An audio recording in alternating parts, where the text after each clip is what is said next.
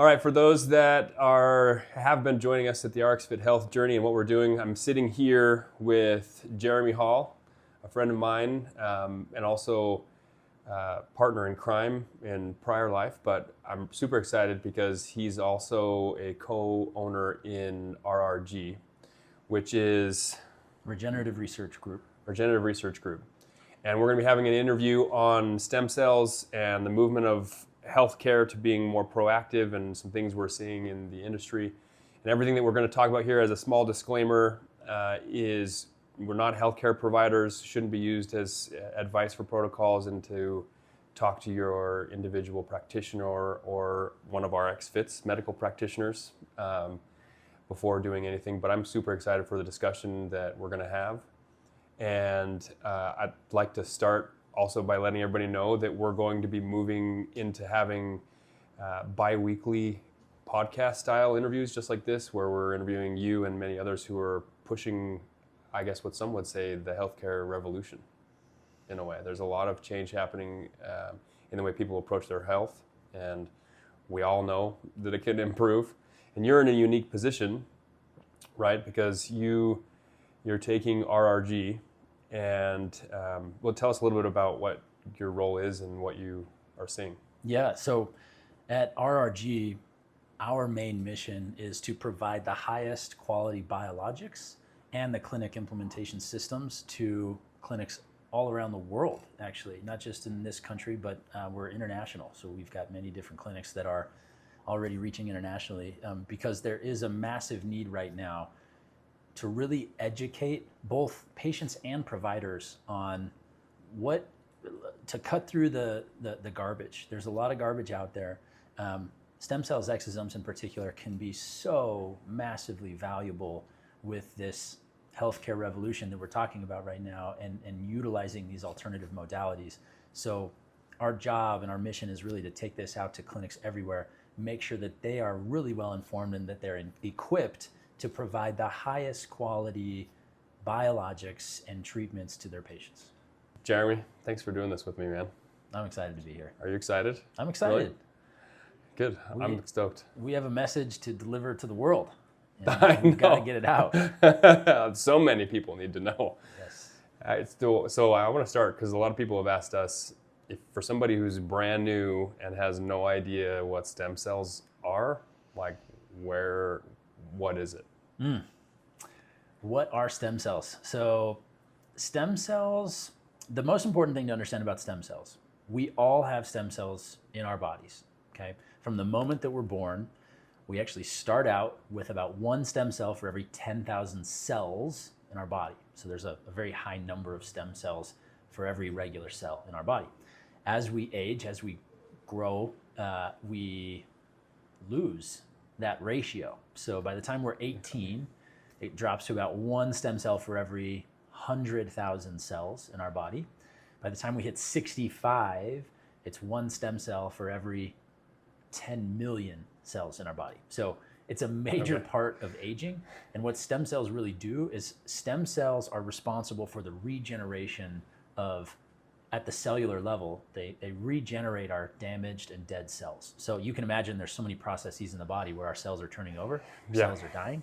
Stem cells are the mechanism our body naturally uses to replace and replenish those dead and damaged cells so that we stay functional at the cellular level. Well, so are there multiple different kinds of stem cells? Because like I was in college in biology and I majored in biology. That was my original major. And I did a whole study on one of my papers on stem cells, and it was like out of the womb. So I know people have concerns about that. What is that? What is the difference? And why is it being more accepted? Yes, absolutely. There's lots of different types of stem cells, and there's lots of different chronological ages of stem cells. For example, there are embryonic stem cells. Okay, embryonic stem cells are from embryos, right? So when the sperm enters the egg, those embryonic stem cells play a major role in growing a human being. Embryonic stem cells are what you call pluripotent cells, meaning they can turn into any cell type to create your whole body. It's fascinating what these stem cells are capable of doing.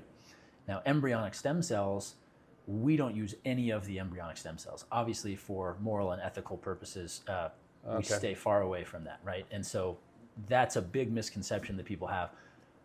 Do babies have to be harmed in order to get stem cells? Yeah. No babies Honestly, are harmed. I think people have that concern. I think they do. Yeah, it's true. A lot of people don't understand the stem cells that we're talking about, are not embryonic stem cells. So you have embryonic stem cells that are literally creating, every cell in your body is created from an embryonic stem cell, and it creates us, our whole bodies, right?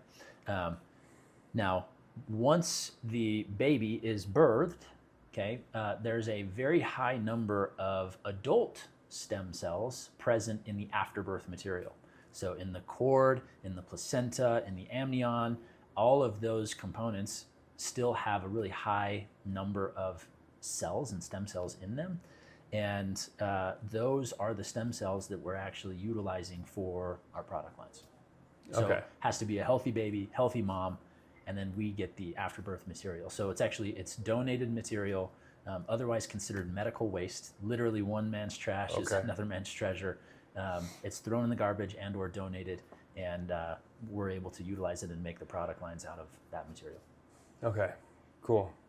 Is this something that it's an injection, right? And is it localized? I mean, like if my knee's hurting, do I attack the knee there? Or is it, like when would somebody, I come from a place where we have fitness centers and there's often injuries and people go to a PT or they'll come to Jordan Lowry, an athletic trainer, and they're getting themselves work to fix. Where do the stem cells fit in there? Yeah, great question. So there's so many different use cases for stem cells, exosomes, biologics.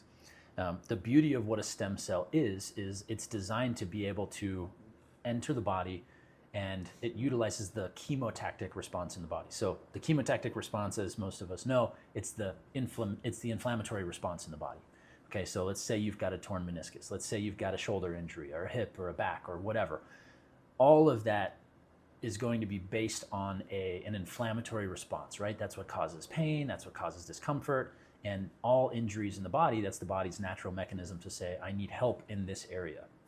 And how our bodies do it naturally is those chemokines and cytokines are released from the cells that are damaged, and our body's sending those stem cells to those areas to replace those dead, damaged cells and create new, perfectly operational cells. Okay. When you utilize our product, that's how it works as well. Our bodies know how to regenerate, okay? But what we're providing them with is these perfectly operational day one stem cells derived from this perinatal tissue that has maximum regenerative capacity. And now we're giving it to a body where my stem cells are, aged. My stem cells are 30, 40, 50 years old. And our bodies sometimes don't have the natural capacity to just keep up with the regeneration because we've got so much stuff going on. And so when you think about these therapies, the whole idea is you're giving your body natural reinforcements. You're utilizing the stem cells to be able to go into the body, utilize that chemotactic response that your body is already undergoing, and it's going to get to that area. So you can actually utilize these in many different ways. Direct injections, some people IV them. There's many different ways that people are utilizing and using the protocols to get the results that they're looking for. So what can people usually, like one of our clients comes and they're like, I want to do stem cells. What can they realistically expect as far as what they get an injection and then it's like week 1, week 4, what do they feel? What begins to happen? Yeah, great question. So I'll start out by saying this. There's a misconception out there that stem cells are a magic pill, a magic button that's just going to immediately heal everybody, okay? It doesn't work that way. Again, you have to really take the time to understand the mechanisms of action at play to really help your body regenerate and recover. And what happens is really the first 2 weeks, it's all based around bringing the inflammation down, okay? When those stem cells are administered into the body, they are releasing exosomes and releasing a bunch of other signaling molecules to help the body decrease and calm down that inflammation. Now, a lot of people will actually see decreased pain in the first couple of weeks because of that response. When you bring down the inflammation, you calm everything down, generally pain calms down with that. you don't really see regeneration of tissue until weeks 3 through even up to 6 months. It takes a long time to regenerate tissue in a body, and you have to really bring down the inflammation, open up those healing pathways to be able to then start regenerating the tissue. And so generally the cycle looks something like the first couple of weeks, you're bringing down inflammation. Generally there's some pain reduction in that time. But as far as regeneration of tissue, it can take up to 6 months even to really get the full benefits of tissue regeneration. However, the big benefit to this is you can avoid surgery. It's with a simple injection, a very non-invasive procedure, you can see really phenomenal outcomes and results. I mean, you yourself had a shoulder injury, right? I did. And then, I mean, you got stem cells there because you were lifting, and what happened? Dislocated my left shoulder, tore my labrum. It was a full dislocation. Had to go to the ER to get it maneuvered back into place. Very painful. Got an MRI. It was I got an ink dye, full MRI on it. Showed that I had a labrum tear, so the full bottom part of the labrum here was fully detached. And my only option, from what the orthopedic surgeon had said, was surgery is the only way to fix that. Right now, I was young and very active, and surgery was just not on my list, my bingo card for that year. So I decided against it. I have a good friend of mine that's a PT, and so I did some, movements and just tried to take care of it myself. It was clearly compromised, and they were right. It doesn't just heal on its own, right? Once that's compromised. So started looking around at other options and found stem cells. The product that I'm currently a part of right now is what I use for my shoulder, and I did a 2 cc injection into my delt, and same thing for me. About 3 weeks is when I noticed my first signs of improvement. And so really from 0 to week 3, I didn't really feel much difference, okay? Because I had dealt with this for 8 years. This has been a long injury for me. But by 3 weeks, I noticed a little bit better range of motion, a little more strength, and a little less overhead apprehension. And that was a big deal for me because, again, I've dealt with this for 8 years. And then each week after that, it just got better and better and better and better. And at the time, I was doing a lot of CrossFit movements. I was doing, overhead movements, and I was severely limited before. And since I've had this treatment, I've really, really been able to get back into doing those things. Not that nobody likes snatches, right? But I don't know. That's debatable, actually. But it's allowed me to start. A lot of people doing to those do. again. Yeah, it's allowed me to start doing those again, which, again, it's just an increased quality of life. So, going back to, kind of process, want people to expect, and it can take up to that 6 weeks. Are there things that people should be doing as a parallel or as part of the stem cell once they have it? What is? Absolutely. So again, stem cells, like I said before, it's not a magic pill. It's not an easy button.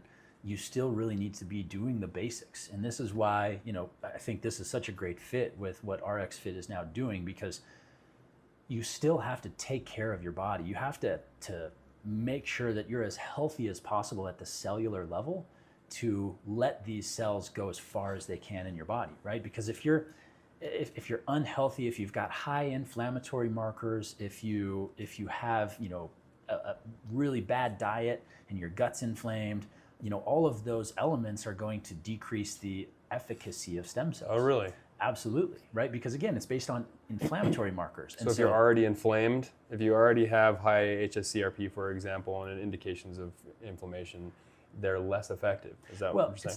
It's not that the cells are less effective themselves, but they have a lot more work to do, right? Because these cells are going to enter the body, and they're going to be scattered and go in so many different directions because of all those different places in your body that are inflamed. And so I absolutely... So if you reduce those... Absolutely, yes. Okay. I absolutely recommend, I know you guys have this fantastic blood panel that you're looking at, right? Go get your blood work done. Make sure that you don't have crazy high inflammatory markers in certain parts of your body. Prep your body for this treatment. The pre-treatment protocols are massively important to bring down inflammation, stay hydrated, eat a really good diet. So, all of our guts are inflamed with the food that we eat. So if we can bring all of that down before doing this treatment, it just amplifies the effectiveness and the outcomes. That's tough. it's somewhat tough for the individual though, because I'm imagining that many of our clients have come in and they've got knees that are hurting as they're squatting. They're a little older and they're struggling, but really they need to put that effort in, and then because otherwise, what I'm hearing you say is that the injections of stem cells go to work, but instead of going to work at the 10 things, they're going to work at 100 things, and it just isn't as correlated directly to maybe what they want it to be, because they're fixing it at an internal level. Absolutely. Okay. And again, just like everything in health, it's almost never just this one singular issue. It's all interconnected, right? And so doing things like getting on a regimented diet, eating well, exercising, getting yourself healthy, increasing your hydration, all of the elements that are just the core, the basics of health in general, what that really does is that also increases your cellular health. And the more healthy you are at the cellular level, the easier these things, the easier job they have to actually go into the body and repair the things that they need to repair. So I would absolutely recommend they go through your protocol. They go get tested. They get all of the blood work done. They get on the regimens that are, the healthy exercise, the healthy diets, doing things the right way to set the base. And then these treatments become far more effective in the outcomes, because you're sending these cells into an already healthy environment, and now they have more focus and energy towards the orthopedic issues, the knees, the joints, the shoulders, that you're really looking to treat. So I was going to ask, what would be the biggest mistakes people do when they go to get stem cells? And I'm hearing one of them being, if you're not already working on it and reducing the inflammation in your body, what other kind of mistakes do people make? I think, like I said, thinking that it's just a one and done, right? Thinking that they can just use this as an easy button to repair a lifetime worth of damage. Drinking damages your liver. It's going to inflame it. It's going to cause those cells to go there, right? Again, a healthy diet. If your gut's inflamed, these cells are going to go to the gut. Your body is really good at the healing hierarchy and deciding what to heal first and what takes priority. And so when you have a good foundational piece in place, it just amplifies the effects of the cells when they are entering your body. So if you're thinking about doing this treatment, make sure you've got the basics in place and make sure that you are informed about your own body, so that these can go the furthest possible in your body. Yeah. So you're taking, you're going and doing shows and events. You've met with a lot of clinics. What are you seeing as part of that change when you go to all these clinics? What are people doing for their health? Yeah, I'll say this, from my perspective, COVID was a bit of an awakening for a lot of people, where it really forced them to look hard at what they can control with their own health and how they can affect their own health, rather than just relying on the traditional Western medicine approach. Now, I think that there's so many valuable components to traditional Western medicine. I'm not saying by any means we should move away from that completely, right? Because there are certain things that are just fantastic with modern day medicine, and there's amazing things that we're capable of doing now. However, I do think that it's so much more reactive than proactive in the traditional Western medicine Absolutely. world. And what I'm really seeing with the clinics that I'm working with is to really optimize your body and to become as healthy as you possibly can, you have to take a proactive approach. It's not good enough to wait until you have diabetes now to then start working on your diabetes. You need to prevent it. You need to make sure that you're doing the right things on the basics of your health, of your fitness, of your diet. You've got to be doing those things and implementing them now, because we know that if you do it right, then you can really avoid those things. We used to think that it's my genetics and I'm just doomed with this. And there's some things that are that way for sure. But I think that there's so many other things that can be avoided through very simple lifestyle habits and dietary habits and all the habits that we have all day, every day. And we're in a battle with the food that we have, with how easy it is and how lackadaisical we can become. I mean, think about Uber, right? Like Uber Eats. I can sit on my couch and order food to my door, and I don't even have to leave my house. I can take 10 steps a day and be completely fine and thrive from, a human living standard, So you really have to take a proactive approach now to take control of your health. And that's what I'm really seeing. That's the big shift. And providers are, the best providers are really looking at that shift and saying, okay, how do I fit into this now proactive model? And modalities like stem cells, modalities like some of these more, I'll call them alternative medicine modalities, are really starting to move to the forefront of this space because they're effective and they work, and it's helping patients stay healthier longer. Yeah. I participate and work for a charity in Salt Lake that's in the healthcare industry that receives excess medical supplies. But I talk with a lot of the clinics, and I happened to be on and listen to a panel for Utah's One Healthcare Collaborative. And on that panel, they discussed the effort that Utah is trying to be to keep healthcare standards high, but also keep the costs lower. And they had done a study to know what are the decisions being made and what are the individuals in Utah choosing to do. And it was kind of eye-opening to listen to that and see. And one of the key points that they made is, like, if you're an individual now and you're needing healthcare, who do you trust? And they had all these graphs out there showing what the trust level is. And the what is trusted the least is systemic health hospital systems.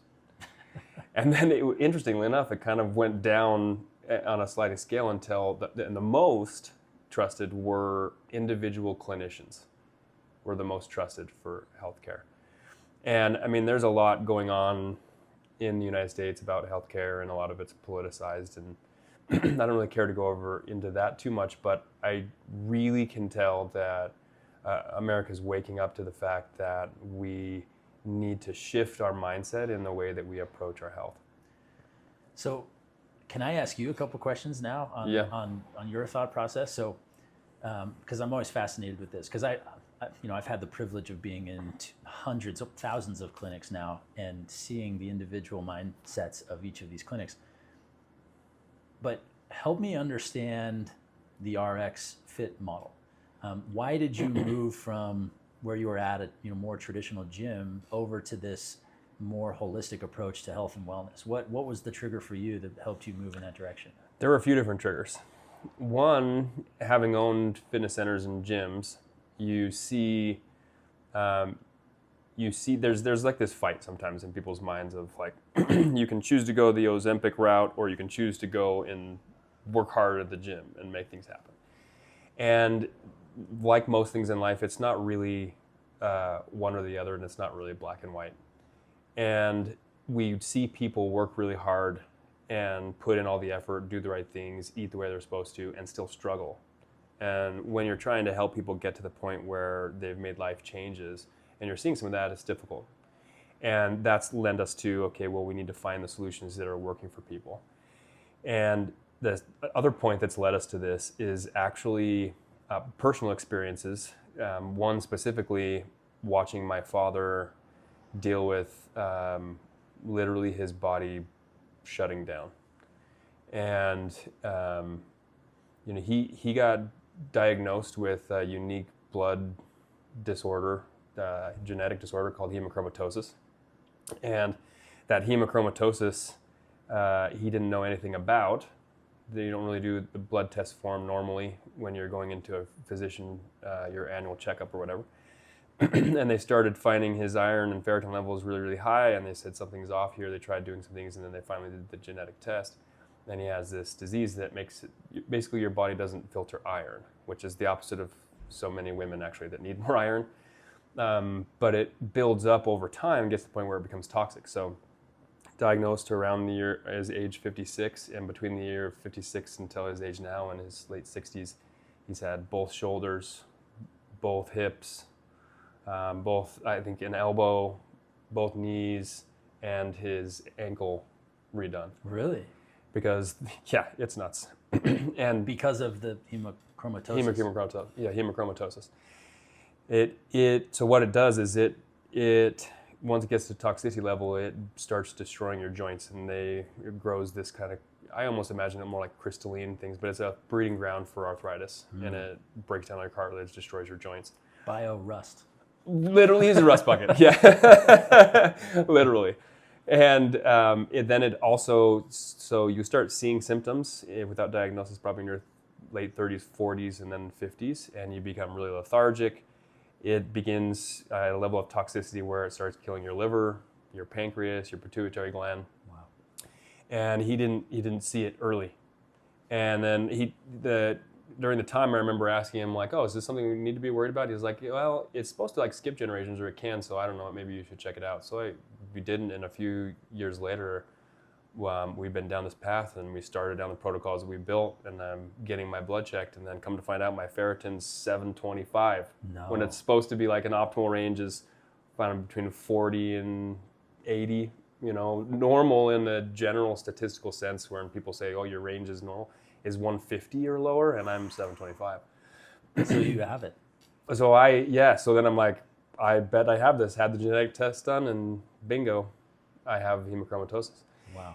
And seeing that dichotomy, it brought my wife and I, Nicole, to a realization like this is an absolute necessity for people, because we have so much available information to us now. And so our process, when you ask what is it that we do, we help people find cell level clarity. Because I've been working out, I run, we own gyms. You're a healthy right? guy. A healthy guy, but I struggle a little bit keeping the weight off, even though when I'm diligent, around, and coming to find out, hemochromatosis is affecting my liver. Well, that is where I have insulin production there, my pancreas. I have this barrier that's kind of impeding progress that usually people don't deal with, but I happen to deal with. But also shooting in the dark, I'm like, I need to be healthy. I need to have my vitamins. I go to my multivitamins, I have it. Well, it's a 100% daily value of iron, and it's literally killing me. Oh, no. So we can't do that for me. Now, my wife or anybody else, their iron's low, they need those things. So, and it compounds. It compounds just like you said. We're fighting it. I heard somebody explain, right, that you can't expect an equilibrium with your health. Like we don't live in an environment between toxins that we may ingest and the foods that are processed, and the ease with which we can access these things, to expect that we can really kind of do nothing without effort to get to a healthy state. The environment isn't right. So it's likely that, in fact, we already see it with our patients, that they are dealing with an issue of some kind from a cell level. So the first thing we do is get cell level clarity, and we do a MD vetted blood panel, functional medical doctor blood panel with 80 to 100 biomarkers to clearly identify the things that show us metabolic dysfunction or hormone dysfunction. And there's a number of things that can be helped with. And then from there, we build a preventative health plan. After we get the clarity, we put it in a functional health report, which is very unique. The report shows what an optimal range is, and this is something, you probably have seen this. An optimal range is completely different from a normal statistical range for some blood biomarker. And take iron, for example. The far end of iron can be 150, where optimal is down between 40 and 80. And you can be on the high end of normal, but have a 40 to 50% more likelihood of developing a disease than if you were down in an optimal range. Interesting. So we educate people on what areas of their body are not in optimal, identify what can be done for those things, and then give them a roadmap to say, this is what we tell people. Once we get cell level clarity, we have a 3-phase approach. And the phase is like a reset roadmap. And the first phase of that is where you reset.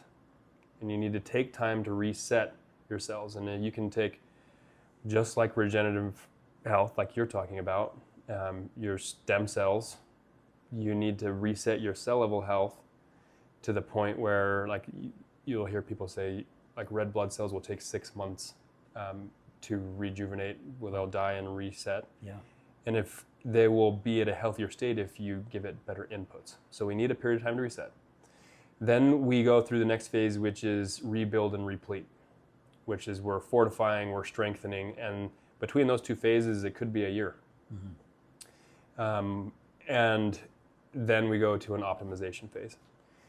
And the process we move through for those phases is built on 4 pillars. So what are you doing with your fitness as the first pillar? What are you doing for nutrition, which is the second pillar? How are you working on your lifestyle factors? Are you getting the sleep, which makes huge effects on what you're doing with your life? Your stressors, your other toxins, your lifestyle factors. And then we'll build any supplement or medical considerations or protocols that can help you get to that reset state and bring the biomarkers back to optimal. And then out of those 4 pillars, you'll start into phase 1, and then you go to phase 2, and then we hope truly one of our main objectives is to help people become self-reliant with their health, become educated, learn the things that need to be done, get the habits straight, and then not need us anymore, and be able to get there in a way that changes their life. Wow. So going back to your experience, I think this is fascinating because you, a healthy guy, you're working out, you're eating pretty healthy. I know this about you because we're friends, right? In that state, right, most people would consider you very healthy. Most people would look at you and say you're very healthy. Yeah, they do. But you were able to utilize this panel to find out something about your health that you probably wouldn't have found out, like your father, until you're 50, 60, and so much damage had already been done. Yeah. And that to me is massively valuable. Now, my question is, I've had a blood panel before, right? And they give me my blood markers back, and, to be honest with you, they're very hard to understand. There's so many data points and information in there, and I'm like, what the heck is hemoglobin, right? For an average guy, it's hard to understand. And so help me understand specifically, so you get a blood panel, what comes with that? Because to be honest, I've gotten a blood panel before, and it's just kind of like, hey, here you go, and good luck. I didn't have any actionable elements or pieces that I could really do, and I'm not educated well enough to say, what's my next step to optimize this? So how is your process different? So the first piece that is done, you have a couple of questions there. The blood panel is something that you get done at a local lab close to you, or that you can also pay to have somebody come to your home and you can do the draw there. Awesome. Which makes it easier. Then the labs, when they come back from the lab, and they're in that difficult medical jargon that people get confused because you get an app. It's like, oh, I see my stuff, but it doesn't really explain anything to you. And therein lies the first difference. When you start with us, you get the blood panel, but then the information gets filtered into a functional health report, like I mentioned. And the functional health report will then highlight all the blood panels and what's out of optimal range, and focus with an explanation in a paragraph form that says this is the marker that indicates, well, for example, let's say fasting insulin. So then it will explain what fasting insulin is. And you ask what's different, right? Typical checkup, if they're checking for diabetes, they'll check your A1C. But you can check and you can see insulin resistance or metabolic dysfunction years and years, even 10 years, way before you're even close to type 2 diabetes. Wow. So you have a situation where the A1C will tell you, the normal range, like, oh, you're getting close to pre-diabetic. Well, when you only do fasting insulin, so fasting glucose is a measure of your glucose at that moment. A1C is kind of like a 3-month average. Sure. But you don't really get the right information unless you also include fasting insulin. Because actually Ben Bickman, who we love, is known for this. But fasting insulin will then begin to tell you can use it to build ratios. So there's this one called HOMA-IR, which actually is an indication of how much insulin resistance you have.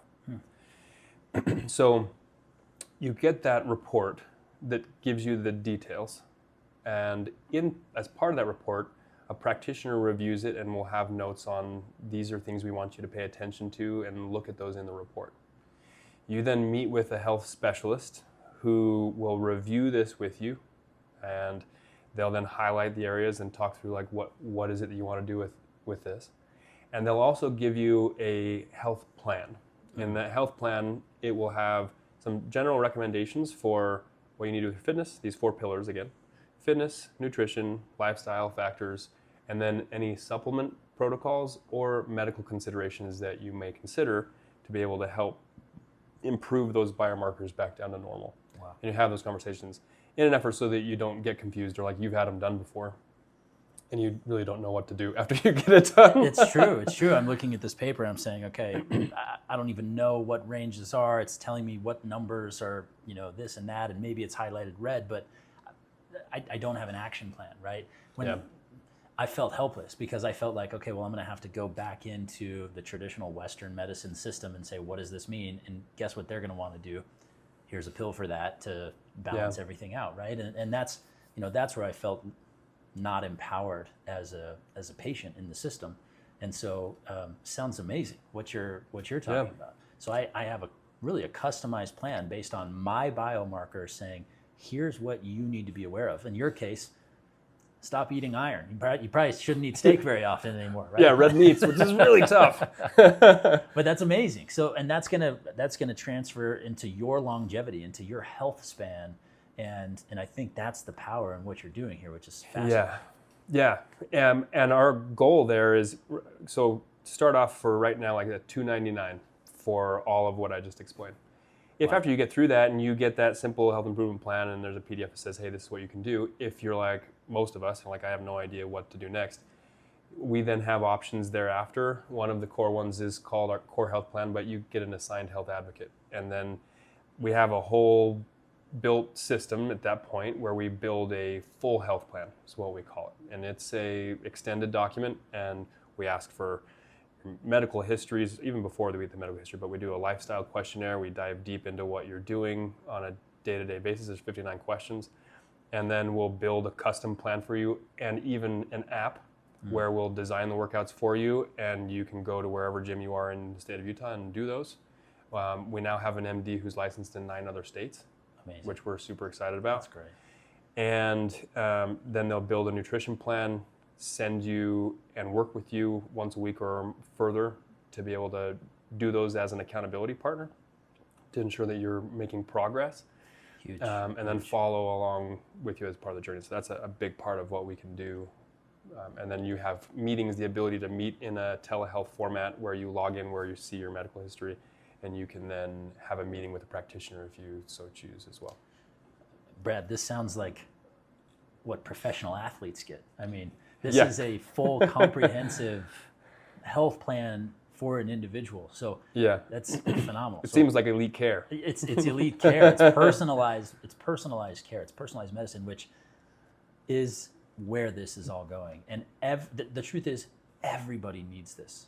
Yeah. Everybody needs this, because what's the point in taking care of your health if you don't have the longest possible health span? And notice I don't say lifespan, I say health span, because you could live to 100, but if your last 20 years are miserable, nobody wants that, right? Yeah. We want to live to 98, 99 and go out swinging. That's what I want to do. Oh, yeah. And you only get that information by doing these things. And candidly, I mean, Brad, this is one of the most comprehensive that I've seen. To be able to have that amount of attention and detail for an individual patient, I think is really something special that you've created here.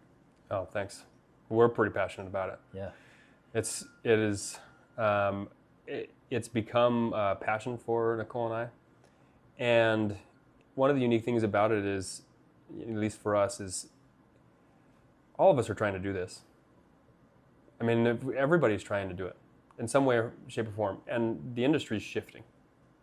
And I've said this before, but if I'm saying to myself, I'm in my 50s, I need to get healthier, I don't say I'm going to go to the doctor. Not right now. Correct. I say to myself, I'm going to go eat healthier, and I'm going to go get a gym membership. Yeah. And to me, that's what we're seeing is, and what we've built is, that's healthcare. This and what we've created RxFit is preventative healthcare. Yeah. And it's taking a stab at, unfortunately, in the healthcare system, and you mentioned as part of this too, right? There are a lot of amazing things that our medical industry does, and you cannot take away from it. What's becoming more of a belief of ours is that the system isn't really built, what it should be built is for acute care. Should be, I broke my arm, I go to the hospital, right? Yeah, like I need to take care of this, need a surgery, Yeah, I've got a genetic thing, possibly, or a cancer, and I've got to go take care of it. But our healthcare system, and this goes back to what I was discussing with the One Healthcare Collaborative, right, where they're doing this panel. 60+% of the healthcare industry is treating preventable disease, and that's not what we want. No, it really isn't. So if we're going to have a more vital life and be healthier, we have to approach it differently. And we hope that, well, actually, not hope. We hope people will come and take part in what we're doing at RxFit, because it's the whole picture. It's soup to nuts where you can come for that level of healthcare, the preventative or optimization care. And it's shocking the clarity people get when they can get it all, instead of just going, oh, I have a gym membership here and I go get my muscles rubbed down here, and if I have the sniffles, I go to the pediatrician for my kids, and if I have an issue with my arm, I go to this place, or my hormones are off, so I'll go to a hormone clinic. We don't do just onesie twosies that way. It's, okay, let's get a clear picture from the root of what's going on. Yes, yes. You know, I'm thinking about what you said earlier, you know, the daily vitamin. Yeah. How many of us take daily vitamins, and I thought about this the other day, and have no clue. We have no clue what our body actually needs and what it doesn't need, what we're what we're high in, what we're low in, you know. And talk about a waste of money. talk about a waste of money, and how many, you know, people spend so much money on those things. But yeah, I mean, what I'm really thinking now, after talking to you, is like, the next time I go to take my daily supplements, I'm gonna stop in my tracks and I'm gonna say, I need a blood panel first. I need to figure out what I actually need here, because you know, it's like you said, your iron supplements were actually doing damage to you. And that was my thought too, is, you know, I sauna every day and I'm a pretty healthy guy, and but our diets and what we're eating, you just never know. We're so complex. Every being is so complex, and what we've got going on is individual. So complex. It's individual. Yeah. And, you know, that's, I think, a part of the shift too, is we're forcing these individuals into these Western medicine protocols that are a one size fits all. Yeah. And it just doesn't work. And it's not a long-term sustainable system to really provide optimal care for people. And I think that's really what you guys are providing, is the path for optimal care. Whether you are at ground zero or whether you're a highly trained athlete, I think what you're building is universally applicable for everybody. Universally. Absolutely. And going back to the supplements and having clarity, I also found out through doing this that I have the MTHFR variant in my genes, which means I don't process B vitamins or folate very well. And the analogy that I heard from a physician, which I really like, is, you know, for me, if I am ingesting them through food or vitamins, the analogy was baseball, and I can't have credit for this one, but I throw a baseball, I catch it with my hand open. What is collecting that folate in your body has those enzymes, if you will. I don't actually know what they're called, but mine is like this. So I try to catch the ball or catch that folate that's going by, and it doesn't all go in. So mine's like a 30% inefficient. Where there are other variants, which are very common, that are much more, and it's like catching a ball like this and they just miss. So if you're choosing to buy vitamins, well, you're kind of wasting your money on any B vitamin and trying all you might to get the energy you need. It's not helping. Sure. So if you knew that, and you could begin to see those indications, then you would get methylated B vitamins, so that you wouldn't deal with that, and you could just ingest them and your body would actually use them instead of it just being a waste. Yeah.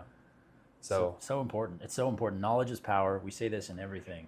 And it's time for people to start taking the initiative with their own health, because it's the only way. If somebody's serious about saying, hey, I want longevity, I want to live a long time, I want to be healthy, and they're sick of being tired and not having the energy and not being able to keep up with life and stress. And our bodies are amazing. They know how to heal. We know how to do this. We know how to do it. Our bodies know how to do it, but we are so hard on our bodies. And if everybody just had this amount of detail, it's amazing what I think we would be able to do.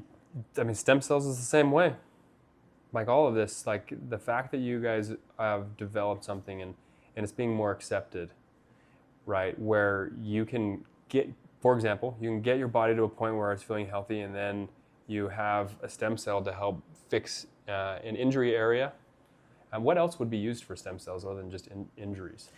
So orthopedic use cases are very popular. Okay. Very popular. People, that's generally what people think of stem cells for, by the masses, right? Yeah. But there's so much more that can be treated with stem cells.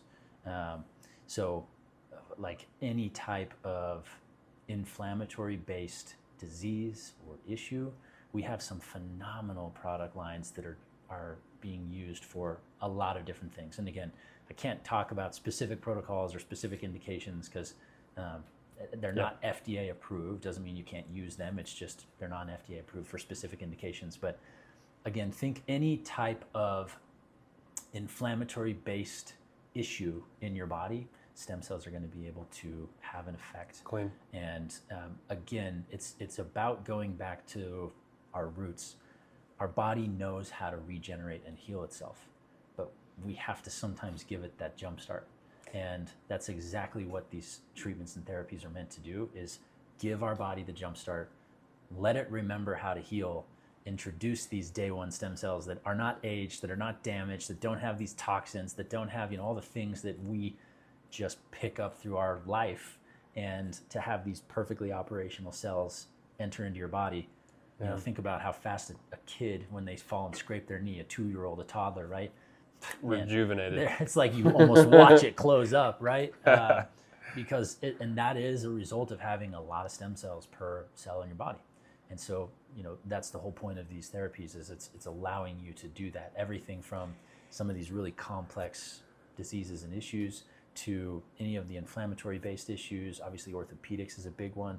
We have sexual wellness products. We have skin products. We have hair regrowth. We have all different types of things. And it's all based on regenerating and reinvigorating the tissue to do what it's supposed to do. Isn't that amazing? Because honestly, truthfully, that's the same. It's just waking up to the fact that we can't live what we think is a normal life in the United States and a lot of the world, and assume that we're doing the right thing for our body. Absolutely. For it to be able to rejuvenate the way it needs to. And we need to reset from a cell level.